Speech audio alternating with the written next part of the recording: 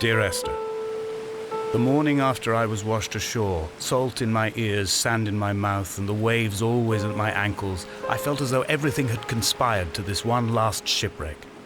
I remembered nothing but water, stones in my belly and my shoes, threatening to drag me under to where only the most listless of creatures swim.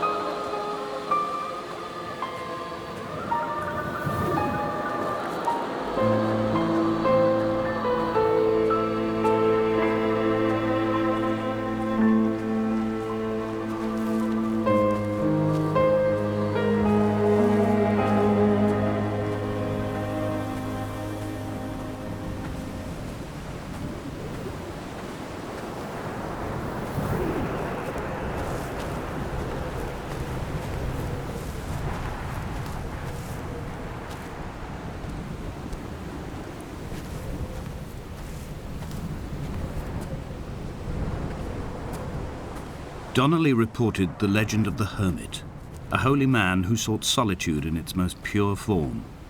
Allegedly, he rode here from the mainland in a boat without a bottom, so all the creatures of the sea could rise at night to converse with him.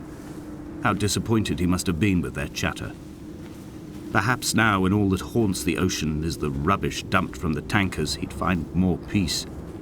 They say he threw his arms wide in a valley on the south side, and the cliff opened up to provide him shelter.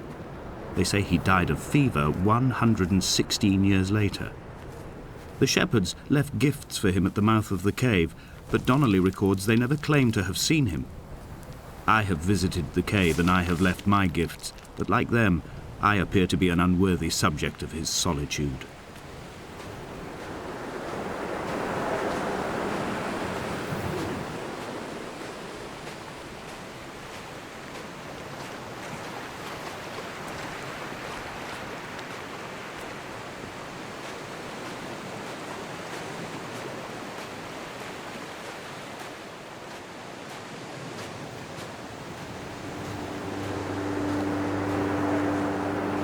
Those islands in the distance, I am sure, are nothing more than relics of another time, sleeping giants, somnambulist gods laid down for a final dreaming. I wash the sand from my lips and grip my wrist ever more tightly. My shaking arms will not support my fading diaries.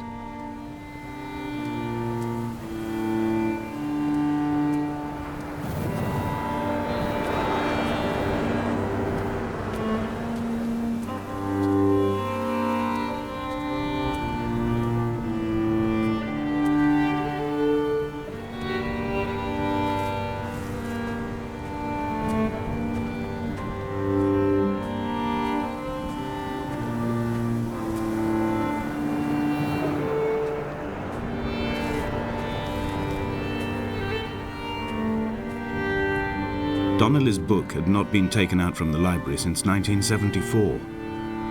I decided it would never be missed as I slipped it under my coat and avoided the librarian's gaze on the way out. If the subject matter is obscure, the writer's literary style is even more so. It is not the text of a stable or trustworthy reporter. Perhaps it is fitting that my only companion in these last days should be a stolen book written by a dying man.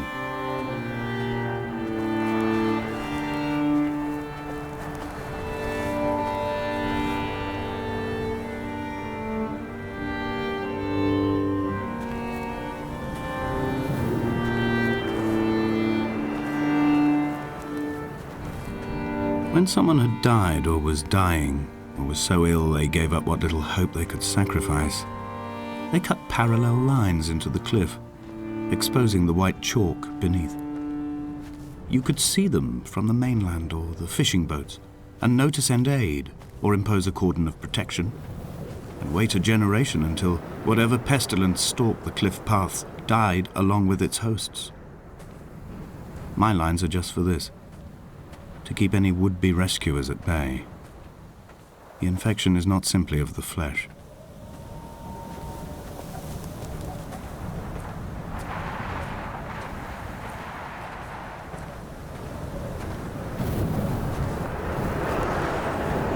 They were God-fearing people, those shepherds. There was no love in the relationship.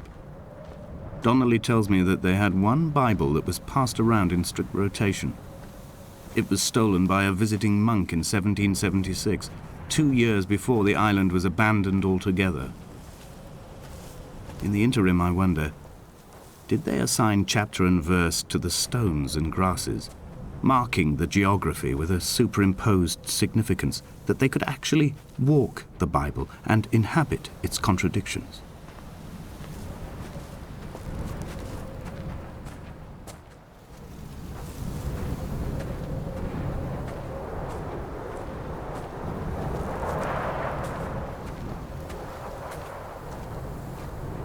Dear Esther, I met Paul. I made my own little pilgrimage. My Damascus, a small semi-detached on the outskirts of Wolverhampton. We drank coffee in his kitchen and tried to connect to one another. Although he knew I hadn't come in search of an apology, reason or retribution, he still spiraled in panic, thrown high and lucid by his own dented bonnet. Responsibility had made him old. Like us, he'd already passed beyond any conceivable boundary of life. I threw my arms wide and the cliff opened out before me, making this rough home. I transferred my belongings from the bothy on the mount and tried to live here instead. It was cold at night and the sea lapped at the entrance at high tide. To climb the peak, I must first venture even deeper into the veins of the island, where the signals are blocked altogether. Only then will I understand them, when I stand on the summit and they flow into me, uncorrupted.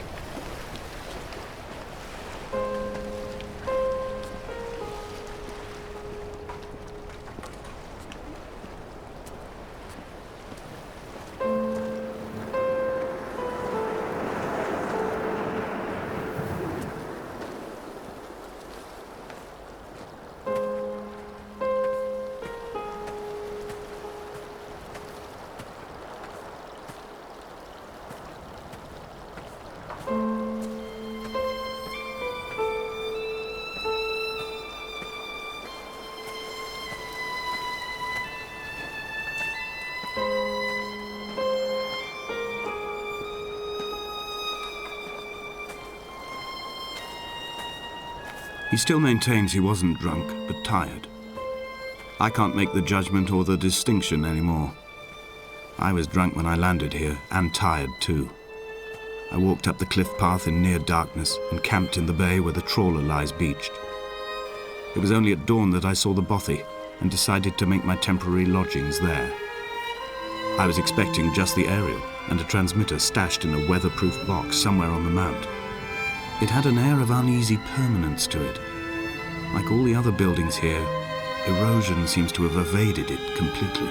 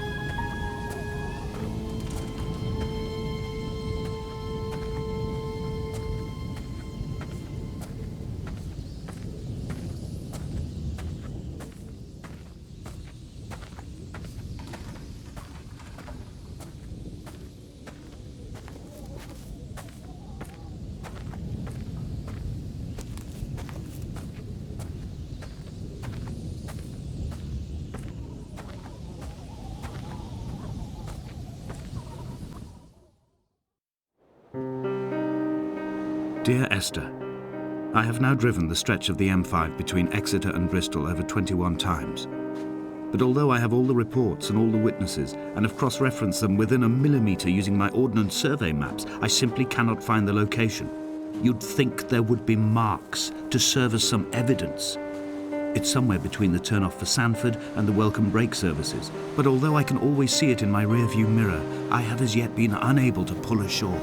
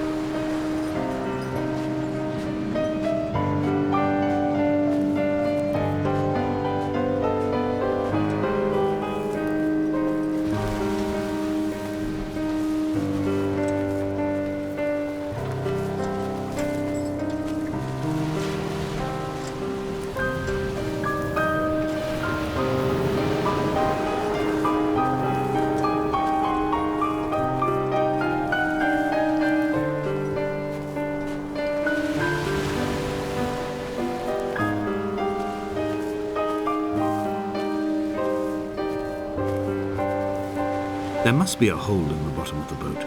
How else could new hermits have arrived?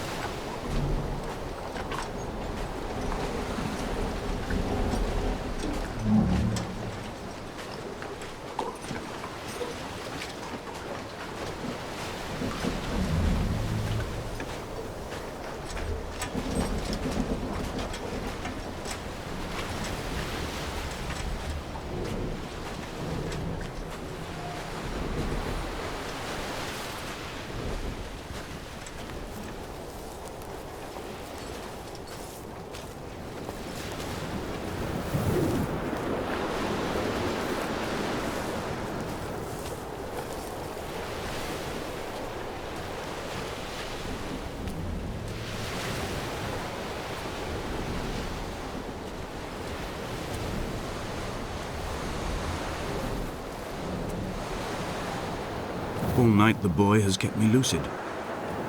I sat, when I was at the very edge of despair, when I thought I would never unlock the secret of the island, I sat at the edge and I watched the idiot boy blink through the night.